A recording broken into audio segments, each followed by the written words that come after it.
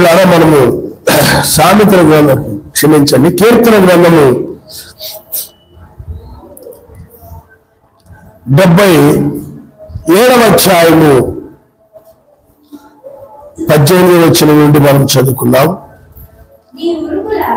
నీ ఉరుముల ధ్వని సుడిగాలులు మ్రోగెను, మెరుపులు లోకమును ప్రకాశింపజేసెను, భూమి వణికి కంపించెను. చాలా ఆయన నమస్తారు.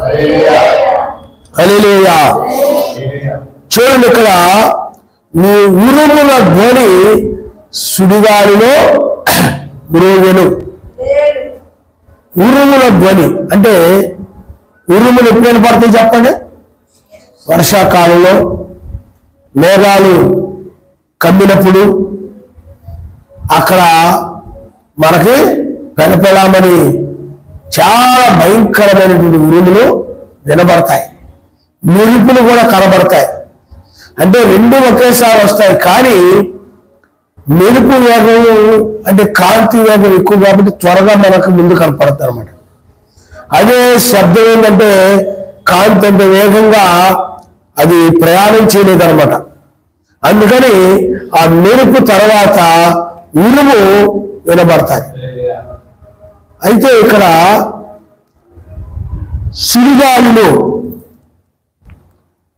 నీ ఉరుముల ధ్వని వినబడను అంటున్నారంటే సర్వశక్తిమంతుని యొక్క ఉరుముల ధ్వని సుడిగాలిలో వినబడను.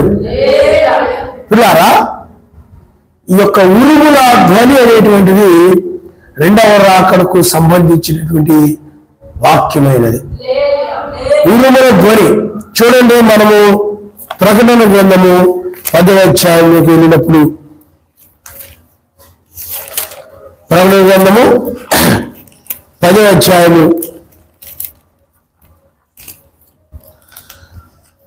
చూడండి. ప్రకటన గ్రంథము 10వ అధ్యాయం మొదటి నుండి, బలిష్ఠుడైన వేరొక దూత పరలోకమును దిగివచ్చును చూచితిని. ఆయన మేఘము ధరించుకునేందును, ఆయన శిరస్సు మీద ఆ వర్షపు ధనుసుండును, ఆయన ముఖము సూర్యబింబములను, ఆయన పాదములు అగ్నిస్తంభములు ఉండును, ఆయన చేతులు విప్పుబడి ఉన్న ఒక చిన్న పుస్తకం ఉండును, ఆయన తన కుడి పాదము సముద్రం మీదను ఎడమ పాదము భూమి మీదను మోపి సింహము గర్జించినట్లు గొప్ప శబ్దముతో ఆర్భటించెను. ఆయన ఆర్భటించినప్పుడు 7 ఉరుములు వాటి వాటి శబ్దములు పలికెను. ఆ 7 ఉరుములు పలికినప్పుడు నేను వ్రాయబోచుండగా 7 ఉరుములు పలికిన సంగతులకు ముద్ర వేయును, వాటిని వ్రాయవద్దని పరలోకం నుండి ఒక స్వరము పలుకుతూ ఉంటుంది. చూడండి, ఇక్కడ పిల్లారా, బలిష్ఠుడైన వేరొక దూత పరలోకం నుండి దిగి వచ్చుడు చూచితిని. ఆయన మేఘము ధరించుకుని ఉండును, ఆయన శిరస్సు మీద వర్షపు ధనుసుండును, ఆయన ముఖము సూర్యబింబువులను, ఆయన పాదములు అగ్ని స్తంభములు ఉండును, ఆయన చేతులు విప్పబడి ఉన్న ఒక చిన్న పుస్తకం ఉండును. కాబట్టి పిల్లారా, ఇక్కడ మీరు గమనించండి, ఇక్కడ సింహము గర్జించినట్లు ఆయన గర్జించినప్పుడు 7 ఉరుములు వాటి వాటి శబ్దములు పలికెను. ఆ 7 ఉరుములు అని ఉంది బైబిల్. ఇక్కడ అంటే సర్వశక్తివంతుని యొక్క ఆయన గర్జించినప్పుడు 7 ఉరుములు ఊరినాయి. అంటే ఆయన సింహం వల్ల ఆయన ఆర్భాటించినప్పుడు 7 ఉరుములు వాటి వాటి శబ్దాలుగా ఏం చేసి చెప్పండి, పలికాయనుంది. కాబట్టి 7 ఉరుములు మనం ఇంతకుముందు దీని మీద వర్తమానము మనం నేర్చుకున్నాం. అందుకనే 1963లో ఆయన అతీతమైనటువంటి మేఘములో ఆయన దర్శనమిచ్చాడు. ఆ మేఘములు అంటే ప్రవక్త బ్రహ్మాం గారు సన్సెట్ పర్వతం మీద ఉన్నప్పుడు 7 దూతలు వచ్చి ఆయన కలిశారు. అంటే ఈ భూ సంబంధమైన దూతలు కాదు, పరలోక సంబంధమైన దూతలు. ఆ యొక్క 7 దూతలు వచ్చి ఆ బ్రహ్మాం గారిని కలిశారు. హల్లెలూయా. సైలెంట్ గా కూర్చోండి. కాబట్టి 7 దూతలు అలా వచ్చి కలిసినప్పుడు ఆ 7 దూతలు ఆయనకు ముద్రల గురించి 7 ముద్రల గురించి ఆయనతో మాట్లాడిన తర్వాత అప్పుడు ఆరోహమైనటువంటి ఆ దూతల యొక్క రెక్కల ద్వారా అతీతమైన మేఘము రూపుదాల్చింది. ఆ మేఘము రూపుదాల్చింది. అప్పుడు సన్సెట్ పర్వతం మీద ఆ అతీతమైన మేఘము ఆకాశంలో అంటే నీటి బిందువులు లేనటువంటి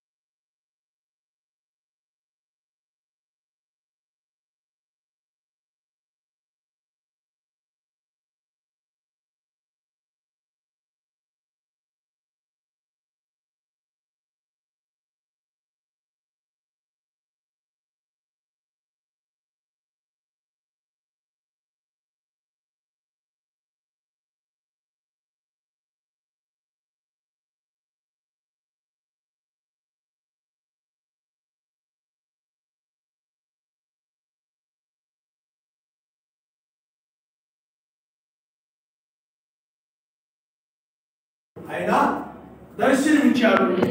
తరువాత మనం చూసినట్లయితే మరలా పిల్లారా ఆ మేఘము ఎప్పుడైతే అనగా 7 దూతల ద్వారా ఆ మేఘం ఏర్పడిందో అప్పుడు ఆ తర్వాత విప్పబడిన పుస్తకం అంటే ఏంటంటే 7 ముద్రల పుస్తకం. అది చిన్న పుస్తకం ఉంది, ఆ దూత చేతిలోనే ఉంది.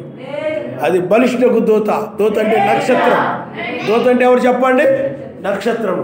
ఆయన బలిష్ఠకు నక్షత్రం అనగా వేకు నక్షత్రం. ఆయన వేకు నక్షత్రముగా ఆయన మేఘములో 1963లో ప్రత్యక్షమైన. ఎందుకంటే ఇంకొక బిరుదు లేదు ఆయనకి.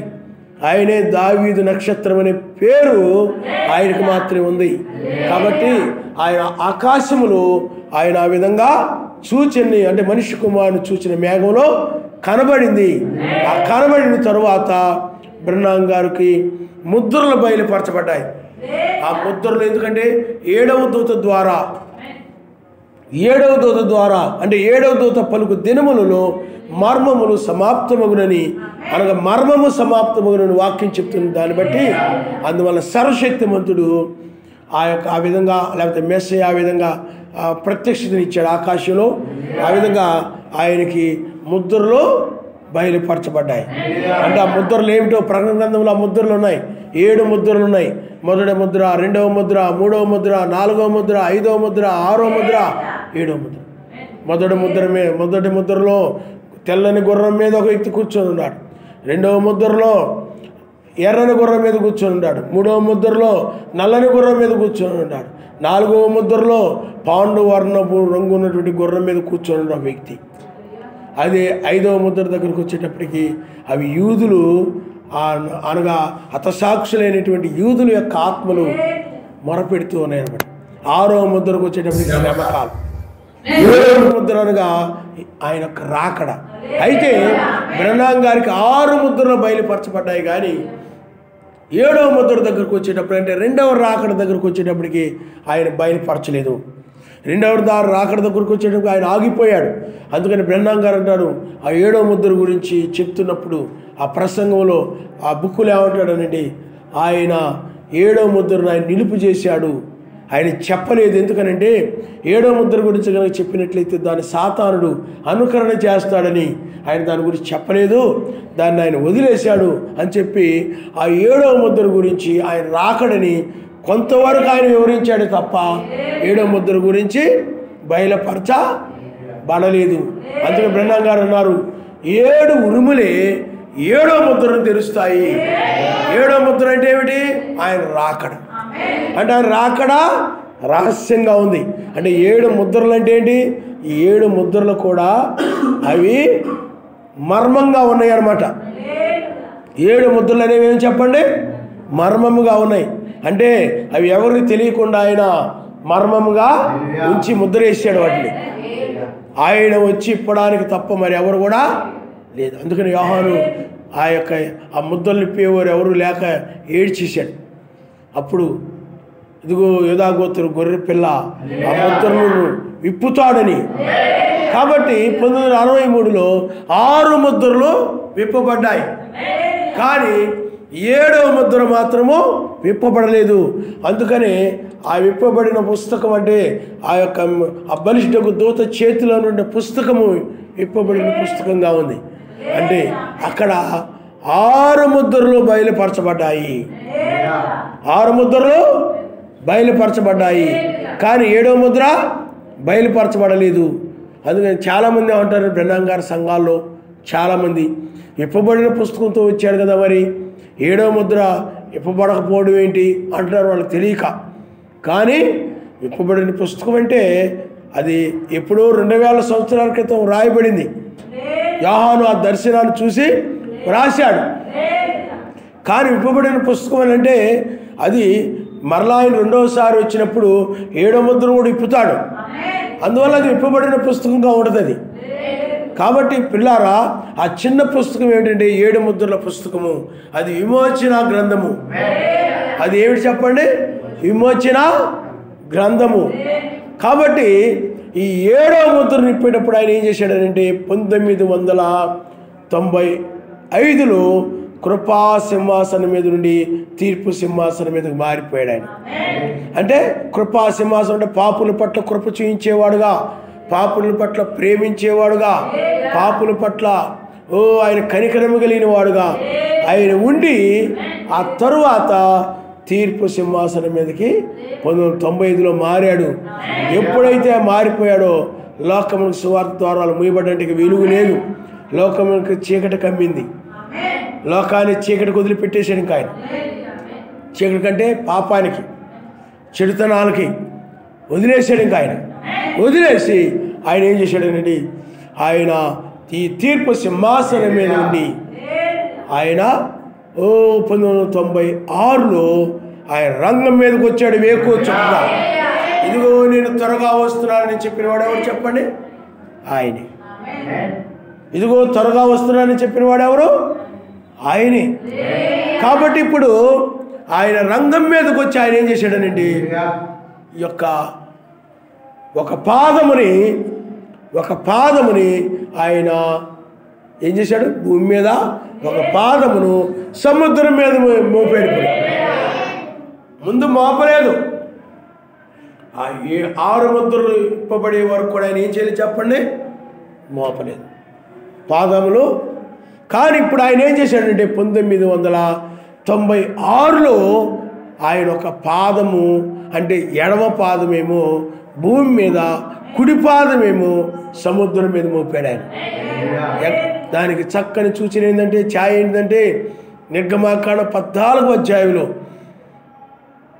ఆయన అప్పటి వరకు కూడా ఆయన ఇశ్రాయేలుకు ముందు నడిచినటువంటి ఆ సర్వశక్తివంతుని దూత తెల్లవారుజాముకు వచ్చేటప్పటికి ఐగుప్తులకి ఇశ్రాయేలుకి నడుమ ప్రవేశించాడు.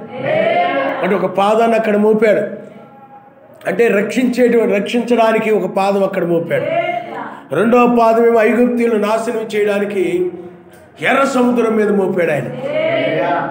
ఎందుకంటే రెండవసారి ఆయన వస్తున్నాడంటే రక్షించడానికి, శిక్షించడానికి వస్తున్నాడు. అందువల్ల ఆయన రక్షించడానికేమో మన దగ్గర పాదం మోపాడు, శిక్షించడానికేమో ఆయన సముద్రం అని కాదు. సముద్రం అంటే ఏమైంది చెప్పండి? సముద్రం అంటే ఆ యొక్క అన్ని జనులు. సముద్రం అంటే ఎవరు చెప్పండి? అన్ని జనులు. ఎందుకంటే ఉప్పు నీళ్ళు ఉంటాయి సముద్రంలో. అలాగే అన్ని జనుల మీద, రోమా సామ్రాజ్యం మీద ఆయన పాదం మోపాడు. రోమా సామ్రాజ్యం మీద ఆయన పాదము మోపాడు. అందువల్ల ఆయన ముందుగా ఆయన అతీతమైన మేఘములు ఆయన దర్శనమిచ్చాడు. అందుకే బ్రహ్మం గారు అంటారు, ఆ అతీతమైన మేఘముల గురించి, ఆ దర్శనం గురించి ఆయన ఏమి బయలుపరచలేదు కానీ అతీతమైన మేఘముల గురించి ఆయన ఏమి బయలుపరచలేదు కానీ అది రెండవ రాకడలో బయలుపరచబద్దని చెప్పాడు. రెండవ రాకడలో బయలుపరచబడతాయి. హల్లెలూయా, హల్లెలూయా. కాబట్టి ఇప్పుడు ఆయన వచ్చి ఆయన ఆ యొక్క మర్మమును బయలుపరుస్తున్నాడు. ఆయన ఏం చేస్తున్నాడు చెప్పండి? మర్మమును బయలుపరుస్తున్నాడు. కాబట్టి ఇప్పుడు ఒక పాదమునేమో మన దగ్గర మోపాడు, ఒక పాదమునేమో సముద్రం మీద మోపి ఇప్పుడు ఇది రాకడ, ఇప్పుడు అసలైన రాకడ ఇప్పుడు జరుగుతుంది.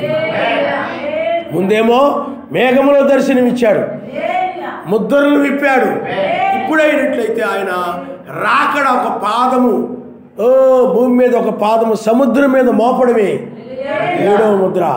ఆయన రాకడ ఇప్పుడు ఆయన వచ్చి ఆ రాకడను బయలుపరచడమే, ఆయన తీర్పును బయలుపరచడమే 7వ ముద్రను బయలుపరచడం. ఇప్పుడు 7వ ముద్ర తెరవబడింది. న్యాయాధిపతిగా తెల్లవారుజామున వేకు చుక్కగా వారి క్రియలను బట్టి ఇజ్రాయేల్ క్రియలను బట్టి ఇజ్రాయేల్ని రక్షించాడు. ఐగుప్తు సైన్యం యొక్క క్రియలను బట్టి వాళ్ళని శిక్షించాడు. వాళ్ళ పాపాలను బట్టి వాళ్ళని శిక్షించాడు. వీళ్ళ యొక్క విశ్వాసాన్ని బట్టి వీళ్ళని రక్షించాడు. కాబట్టి ఇప్పుడు కూడా ఆయన ఏం చేశాడనంటే ఒక పాదమునేమో సముద్రం మీద, ఒక పాదమునేమో భూమి మీద మోపాడంటే ఒక పాదం మన దగ్గర మోపాడు. ఇప్పుడు ఆయన సింహము గర్జించినట్లుగా, ఎందుకంటే రెండవసారి ఆయన సింహముగా వస్తాడని. సింహం అనగా ఆ యొక్క రాజు. అందుకని మొదటి రాకడలో కన్యక ద్వారా వచ్చాడు. రెండవ రాకడలో ఆయన యోధా గోత్రపు సింహముగా ఆయన వస్తాడని వాక్యం చెప్తా ఉంది.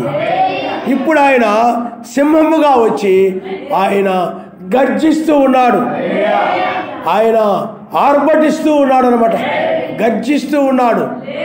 అందుకని గర్జిస్తూ ఉన్నప్పుడు 7 ఉరుములు వాటి శబ్దములు పలికాయి. 7 ఉరుములే ఆయన రాకడని తెలియజేస్తున్నాడు. ఎందుకు వచ్చాడో చెప్తున్నాయి అన్నమాట. 7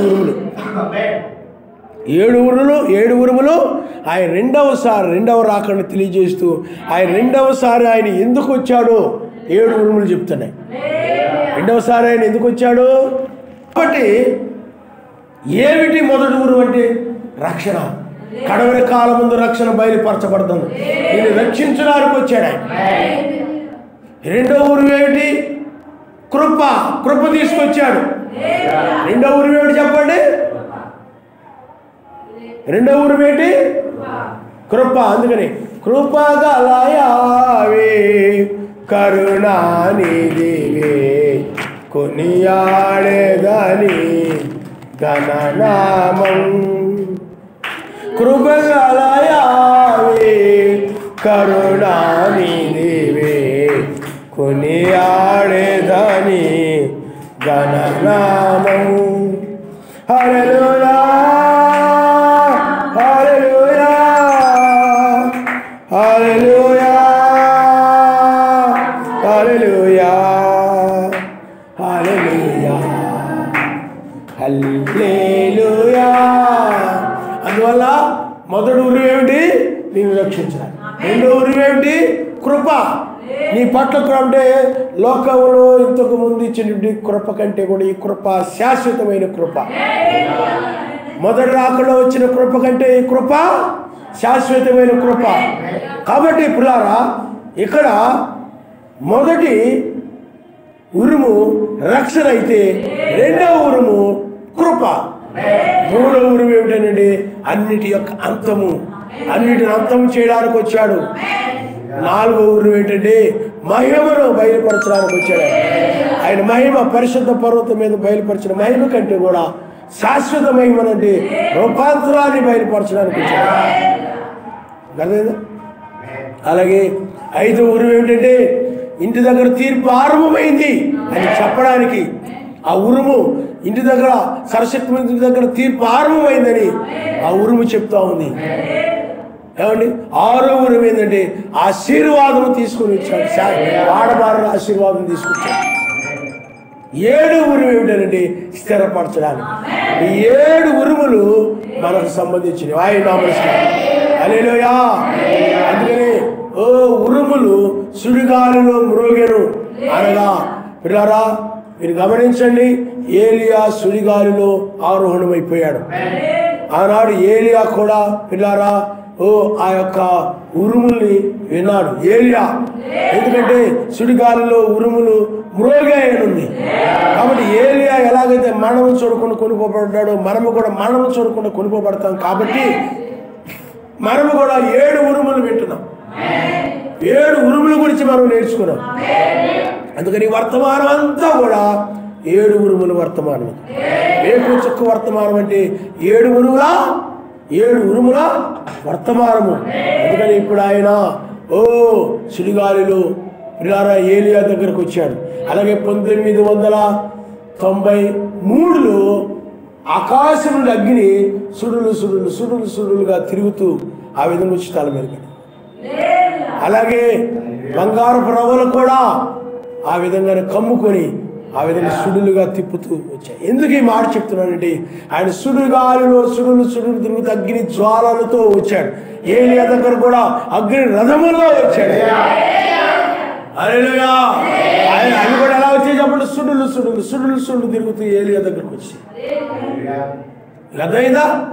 ఆ విధంగా ఏలియా, అందుకని సుడిగాలిలో ఏలియా ఆరోహణం కాకముందు కాబట్టి ఏలియా సుడిగాలిలో ఆరోహణమయ్యాడు.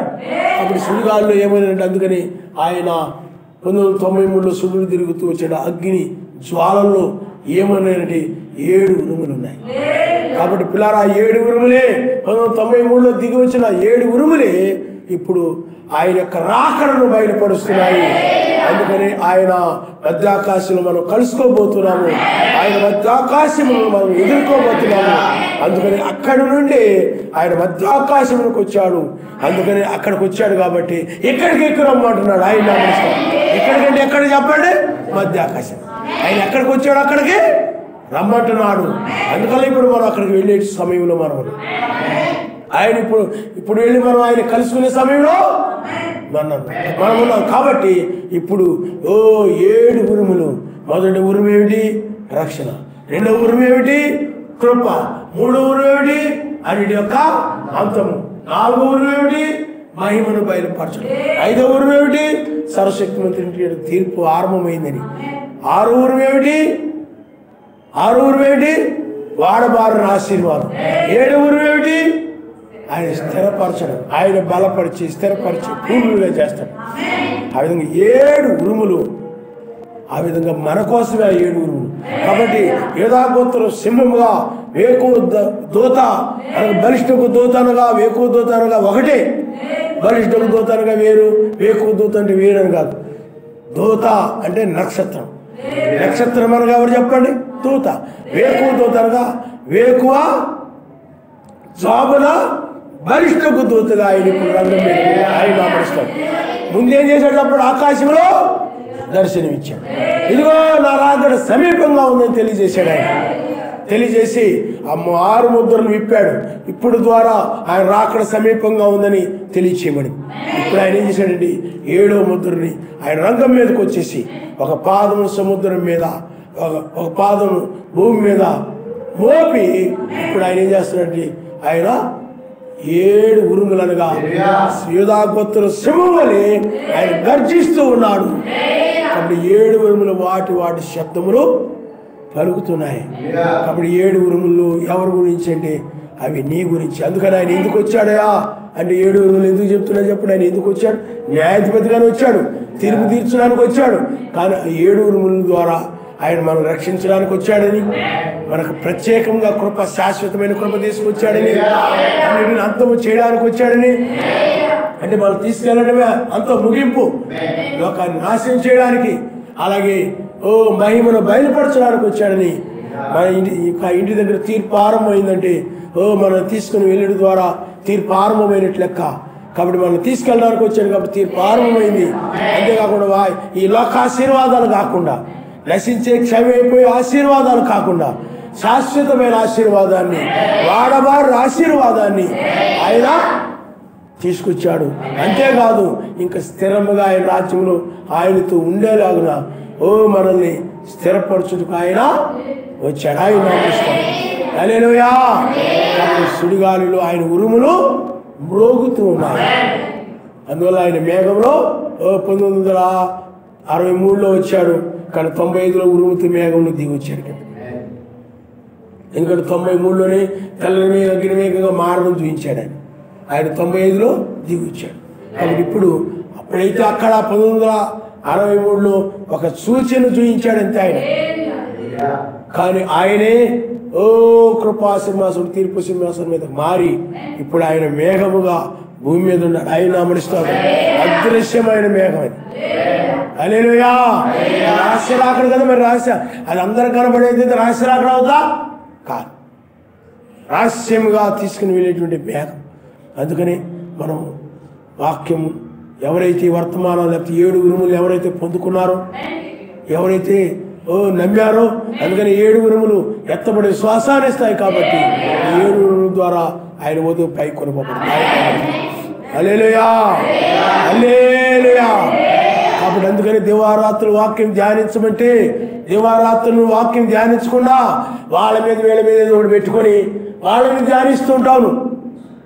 నీకు అర్థమైందా? ఎవరిని బ్రదర్ మీదో, సిస్టర్ మీదో, సహోదరుల మీదో, లేకపోతే ఇంట్లో వాళ్ళ మీదో, వాళ్ళ మీద వీళ్ళ మీద ఏదో ఒకటి పెట్టుకొని, ఏదో ఒకటి దురాలోచన పెట్టుకోను, లేకపోతే వాళ్ళ గురించి వీళ్ళ గురించి ఏదో అలాగే వాళ్ళ గురించి ధ్యానిస్తూ ఉంటావు, ఆలోచించుకుంటూ ఉంటావు. వాక్యాన్ని ధ్యానించు. దివారాత్రులు ఆయన ధ్యానించమని చెప్తే ఆయన ధ్యానించకుండా నువ్వు ఎవరినెవరినో ఏయో లోక విషయాలన్నీ, లోక కార్యాలన్నీ, లోక సంబంధమైనవన్నీ ఏవో ధ్యానిస్తూ ఉండి ఈ వర్తమానం అంతా మర్చిపోతాం. అందువల్ల ఎత్తబడాలంటే 20 లక్షల మందికి కొద్దిమంది ఎత్తబడతారని బైబిల్ చెప్తుంది. ఎందుకంటే చాలామంది 20 లక్షల మంది ధర్మశాస్త్రం విన్నారు, కానీ వాళ్ళందరూ కూడా దాని ప్రకారం లేరు. విన్నారు, నువ్వు ఎలా విన్నావో వాళ్ళు కూడా విన్నారు కానీ వాళ్ళు వెంటనే దాన్ని మర్చిపోయాడు, వదిలేసేవాడు. కానీ యెహోషువ కాలేబును దాన్ని అనుసరించేవాడు. వాళ్ళు వెళ్ళిపోయారు. 20 లక్షలకు 2 వెళ్ళారు కానాను. చూడండి, ఆయనంతా పర్ఫెక్ట్గా చూస్తాడు. విన్న వాక్య ప్రకారం కరెక్ట్గా ఉన్న వాళ్ళు 2, మిగతా వాళ్ళు లేరు. ఆ వాక్యాన్ని తూచా తప్పకుండా పాటించిన వాళ్ళు, ఆ వర్తమానాన్ని మర్చిపోకుండా గుర్తుపెట్టుకున్న వాళ్ళే ఆ ధర్మశాస్త్రాన్ని. మిగతా వాళ్ళందరూ ఏంటంటే ఆ యొక్క ఐగుప్తుల గురించి ఆలోచిస్తూ, ఐగుప్తు కార్యాల గురించి ఆలోచిస్తూ, ఐగుప్తులో ఉన్నప్పుడు అలా ఉన్నాం ఎలా ఉన్నామని ఐగుప్తుల గురించి ఆలోచిస్తూ, లేకపోతే ఆ యొక్క అన్ని జనుల గురించి ఆలోచిస్తూ ఏవేవో ఆ యొక్క సనుగులు గొడుగులు ఒకరి గురించి ఒకరి మీద సనుక్కోవడం, ఒకరి మీద ఒకరి గురించి విరోధంగా ఆలోచించుకోవడం, ఈ విధంగా మోషే మీద వ్యతిరేకంగా పెట్టుకొని మోషే గురించి విరోధంగా ఆలోచన చేయడం, సనగడం, కొరగడం, ఈ విధంగా ఉంటారు అందరూ. అందువల్ల వాళ్ళ హృదయాల్లో ధర్మశాస్త్రం లేదు, అందుకని వాళ్ళు వెళ్ళలేరు వాళ్ళు. అలాగే మనం బైబిల్లో చూస్తే ఆనోకు ఒక్కడే ఆ రోజుల్లో రూపాంతరించింది. ఏలియా దినాల్లో ఏలియా ఒక్కడే వెళ్ళిపోయాడు. తక్కువ మంది రక్షించబడతారు. నేను వింటున్నాను కదా వచ్చేస్తాను అనుకోకండి. వర్తమానం ఆయన ఎందుకు వచ్చాడో కూడా నువ్వు మర్చిపోతే 7 ఉరుములు చాలా ప్రాముఖ్యమైనవి. వాటిని కూడా నువ్వు మర్చిపోతే, విని కూడా పట్టించుకోకపోతే, కాబట్టి పిల్లలు ఆలోచించి ఎత్తబడే విశ్వాసం ఆ ఉరుముల్లో ఉంది. కానీ అయ్యే మర్చిపోయావు ఏదైనా. కాబట్టి పిల్లరా బైబిల్ ఏలియా దినాల్లో ఏలియా ఒక్కడే. బైబిల్లో ఎప్పుడు కూడా సత్యం మీద నిలబడిన ముగ్గురే, అబద్ధం వైపు అనేక మంది నిలబడ్డారు, సత్యం వైపు ముగ్గురే నిలబడ్డారు. దానియేలు కాలంలో అబద్ధం వైపు అనేక మంది నిలబడ్డారు, సత్యం వైపు ఒకరే నిలబడ్డాడు. నోహు కాలంలో ఆ 8 మంది మాత్రమే రక్షించబడ్డారు. నోహు కాలంలో మిగతా వాళ్ళందరూ కూడా సువార్త విన్నారు, మారలేదు, ఆలోచనలు మార్చుకోలేదు, స్వభావాలు మార్చుకోలేదు. అందులో బైబిల్ చెప్తుంది, మెసేజ్ చెప్పాడు, కొద్ది మంది రక్షించబడింది. కాబట్టి నువ్వు ఆలోచన చేయాలి. 20 లక్షలు 10 లక్షలకు ఒకరంటే చూడండి. ఇక్కడ మళ్ళీ ఇక్కడ మనం ఉదాహరణకి ఒక 20 మందో 30 మందో 50 మందో ఉన్నాం అనుకోండి. ఉదాహరణకి వర్తమానం నమ్మిన వాళ్ళు ఒక 100 మందో ఏదో ఉన్నారు అనుకోండి. ఆ 100 మందిలో ఎంతమంది వెళ్తారు చూడండి. 10 లక్షలకు ఒకరంటే. అందుకని ఆయన ప్రతి నిరంతరం నిత్యం ప్రార్థన చేయండి అని చెప్తే నిత్యం ప్రార్థన చేసేవాళ్ళు వాక్య ప్రకారం చూసి తీసుకెళ్తాడు. అవన్నీ కూడా చూస్తాడు. కాబట్టి ఏదో విని వాక్యాన్ని మర్చిపోయి ప్రార్థన చేసుకోకుండా పాటించకుండా నమ్ముకున్నారు కదా వెళ్ళిపోతానులే అని అనుకుంటూ రావు. ఎందుకంటే క్రియలను బట్టి తీసుకెళ్తాడని బైబిల్ చెప్తుంది. క్రియాపూర్వకమైన విశ్వాసం అన్నది బైబిల్, క్రియలు లేని విశ్వాసం మృతమైనది బైబిల్. ప్రార్థన చేయడం క్రియ, తగ్గించుకోవడం క్రియ, ఓర్పు కలిగి ఉండడం క్రియ, సహనం కలిగి ఉండడం క్రియ, ప్రేమ కలిగి ఉండడం క్రియ, జారి కలిగి ఉండడం క్రియ, దురాలోచన పెట్టుకోకుండా ఉండడం క్రియ. ఏమండి ఇవన్నీ క్రియలు. ఈ క్రియలను చూసే ఆయన తీసుకెళ్తాడు. అందువల్ల వాక్యం ధ్యానించడం మానేసి నువ్వేం చేస్తావు చెప్పండి. వాళ్ళ మీద వీళ్ళ మీద ఏదో పెట్టుకును, మీ ఆయన గురించో, పిల్లల గురించో, నీ భార్య గురించో, లేకపోతే నీ బంధువుల గురించో, లేకపోతే మీ అమ్మా నాన్న గురించో, వాళ్ళ గురించో వీళ్ళ గురించో కూర్చొని పదే లేకపోతే ఆ బ్రదర్ మీద ఆ సిస్టర్ మీద ఏదో ఒకటి పెట్టుకుని, ఆ బ్రదర్ అలాంటి సిస్టర్ అలాంటిది, లేకపోతే ఆ పిల్లలు అలాంటి ఈ పిల్లలు అలాంటి వాళ్ళని అవే వాళ్ళ యొక్క క్రియలే జ్ఞాపకం చేసుకుంటూ ఆడు మంచిది కాదు, వీడు మంచిది కాదు, ఈయన మంచివాడు కాదు, ఇవే హృదయంలో పెట్టుకొని బుర్ర తిరుగుతూ ఉంటుంది నీకు. అంతే అవే గిర్ర తిరుగుతూ ఉంటాయి నీ ఆలోచనలు. వాక్యం ఎక్కడ ధ్యానిస్తున్నాను తర్వాత అడిగితే ఏమంటావుంటే ఎలా చూస్తుంటే మీరు ఎప్పుడు చెప్పారు మాకు అన్నట్టు. వింటే కదా నువ్వు ఇంటికి వెళ్ళి వాక్యం వినాలా. మన మందిరంలో అయిన తర్వాత మళ్ళీ చక్కగా మళ్ళీ ఇంటికి వెళ్ళి వాక్యం వినాలి. ఈ వర్తమానాన్ని మరలా వింటూ ఉండాలి. ప్రార్థన ఎక్కువ చేసుకొని ఉండాలి. నువ్వు సెల్ ఫోన్ కొనుక్కున్న దేనికి? అన్నీ కూడా దొంగ మాటలే, అన్నీ దొంగ మాటలే. కొనుక్కునేటప్పుడేమో వాక్యం వినడానికని, పాటలు వినడానికని, దానికని దీనికని చెప్పి వాక్యం విన్నావా సాయంత్రం మాట సెల్ తీసుకొని వింటలేదు, పాటలు విన్నావా వింటలేదు, వర్తమానాలు విన్నావా ధ్యానిస్తున్నావా వినలేదు. అదేమిటో పిల్లలే ఉండలేదు. మరి కొనేటప్పుడు ఎందుకు చెప్పేవాళ్ళగా? కొనేటప్పుడేమో ఎందుకు చెప్పేవాళ్ళగా? వాళ్ళకి చదువులు అంటండి, అవి చూసుకోవాలంట, ఇవి చూసుకోవాలంట, అలా కుదరట్లేదంట. అలాంటి సాకులు చెప్పకండి, మీకే ప్రమాదం. అది వాక్యం వినాలి. చివరి టైం ఈ వర్తమానం ఎక్కడి నుండి వస్తుందంటే మధ్య ఆకాశం నుండి వస్తాం. హల్లెలూయా. ఆత్మ ద్వారా వస్తూ ఉంది. ఇది రాదా? మన సెల్ ఫోన్లో మాట్లాడితే మన స్వరం ఎక్కడికో వైర్లు లేకుండా నేను ఎక్కడికో వెళ్ళి వినపడతా ఉంది ఆ మాట. అదే ఆయన అక్కడ మాట్లాడుతుంటే ఇక్కడ వినపడతా. హల్లెలూయా. ఇదొక సెల్ అంతే. అర్థమైందా? ఆ సెల్ ఆన్ చేసినప్పుడు పైకి ఎలా మనకు వినపడతాయో స్పీకర్ ఆన్ చేస్తే అలా వస్తుందంటే అర్థమైంది. నీకు అది తెలియట్లా.